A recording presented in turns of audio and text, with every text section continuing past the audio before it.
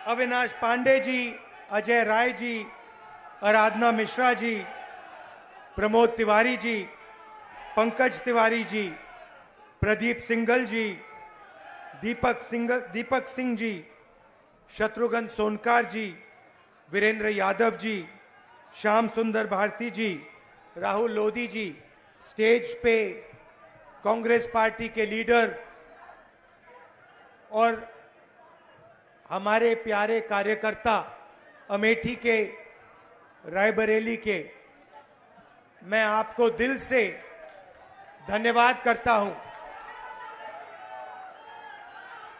कि आपने इतनी मेहनत की और रायबरेली में और अमेठी में आपने और रायबरेली अमेठी की जनता ने और सब नेताओं ने मिलकर कांग्रेस पार्टी की जीत करवाई। इस बार जैसे प्रियंका ने कहा, कांग्रेस पार्टी रायबरेली में, अमेठी में, उत्तर प्रदेश में, बाकी हिंदुस्तान में एक होकर लड़ी। और मैं समाजवादी पार्टी को कहना चाहता हूं कि इस चुनाव में उत्तर प्रदेश में आपका हर एक कार्यकर्ता कांग्रेस पार्टी के कार्यकर्ता से मिलकर एक साथ लड़ा। मैंने सोचा कि ये क्यों हुआ, कि पहली बार मैंने देखा कि इंडिया गठबंधन, अलग अलग पार्टियां, कांग्रेस का हर कार्यकर्ता, समाजवादी पार्टी का हर कार्यकर्ता, डीएमके का हर कार्यकर्ता एक साथ खड़े होकर लड़ गए। पहले अलायंस होता था, एक साथ चुनाव लड़ते थे, मगर शिकायत आती थी कि भैया यहां उन्होंने मदद नहीं की, वो शिकायत करते थे यहां आपके लोगों ने मदद नहीं की। मगर इस बार सारे के सारे एक बन के, मैं आपको बताऊं, 1 इंच पीछे नहीं हटे। हर प्रदेश में, तमिलनाडु, उत्तर प्रदेश, हर जगह, मणिपुर, राजस्थान, कर्नाटक, तेलंगाना एक हो गए। और मैंने सोचा ये हो क्यों रहा है, इसका कारण क्या है? इसके 2-3 कारण हैं। सबसे पहला कारण, जो देश की आत्मा को समझ आ गया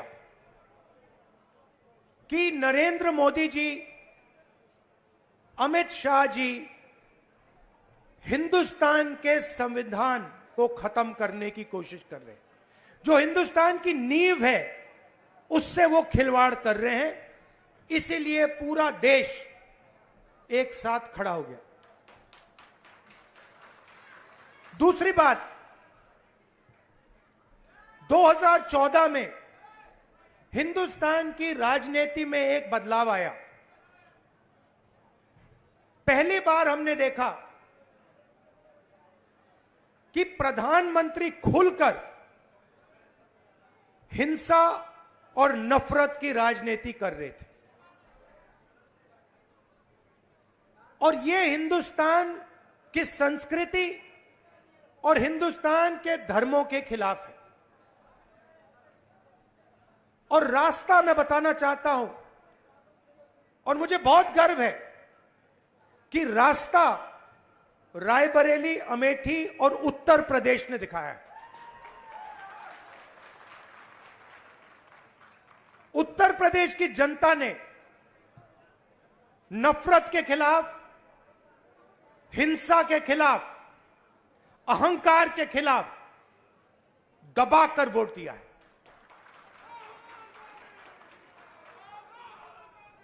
2014 में राजनीति एक और तरह बदली।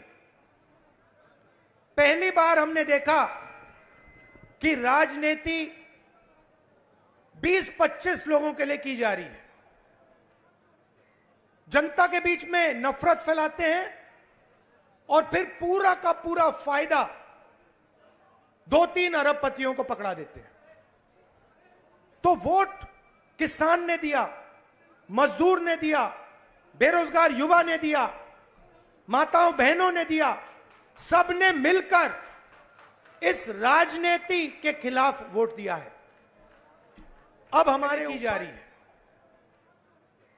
जनता के बीच में नफरत फैलाते हैं और फिर पूरा का पूरा फायदा 2-3 अरबपतियों को पकड़ा देते हैं। तो वोट किसान ने दिया, मजदूर ने दिया, बेरोजगार युवा ने दिया, माताओं बहनों ने दिया, सबने मिलकर इस राजनीति के खिलाफ वोट दिया है। अब हमारे ऊपर एक बहुत बड़ी जिम्मेदारी पड़ती है। सबसे पहले कांग्रेस पार्टी के नेता, कार्यकर्ता, एमएलए, एमपी जो भी हैं, अहंकार के शिकार नहीं होंगे।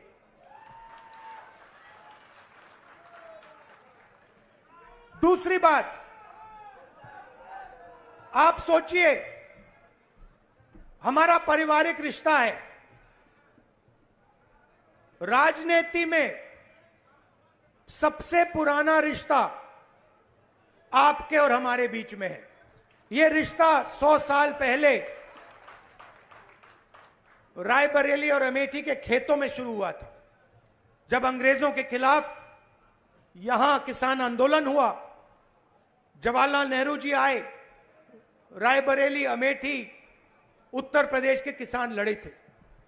और उस समय भी बदलाव रायबरेली के किसानों ने किया था, अमेठी के किसानों ने किया था, अमेठी रायबरेली के युवाओं ने किया था।